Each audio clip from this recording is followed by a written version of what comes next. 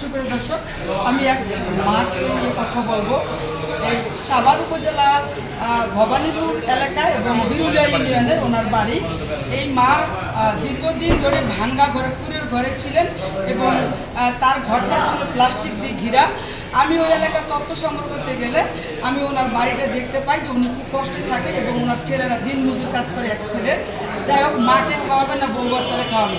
তো দেখার পরে আমি ওনার সাথে কথা বলার পরে ওনার এনআইডি আনার পরে আমি একটা আবেদন করি। আবেদন করার পরে আমি ইউনো মহোদয়ের সাথে কথা বলি, সাভার ইউনো মহোদয়, সাভার উপজেলা। উনি বলার পরে গত বৃহস্পতিবার ওনার কাছে আমি এই আবেদনটা নিয়ে যাই। উনি বলছেন যে আগামী সোমবারে আপনি নিয়ে আসেন মাকে, আমি অবশ্যই এই টিন দিয়ে দেবো, যেহেতু সরকারি অর্থায়নে টিন আছে।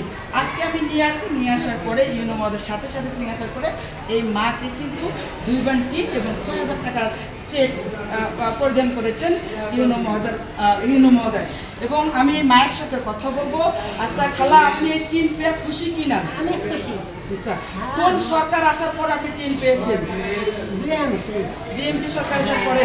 বিএনপি সরকারের জন্য দোয়া করবেন তো? আচ্ছা, এখন এই টিন নিয়ে যায় টাকা দিয়ে কি করবেন? আমি আমার ঘরে লাগাবো। ঘরে লাগাবেন? আচ্ছা, আপনাকে কে খাওয়ায়?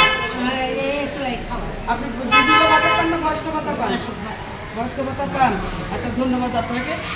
তো দর্শকরা, আমি কিন্তু সেটা আপনাদের মাঝে তুলে ধরতে, আমি কিন্তু এভাবে কিন্তু অনেক অসহায় মানুষের পাশে দাঁড়াই। শুধু এই টিনে শুধু না, আমার নিজের পকেটের টাকা থেকে কিন্তু অনেক অসহায় মানুষকে আমি চাউল ডাল থেকে শুরু করে অনেক কিছু দিই।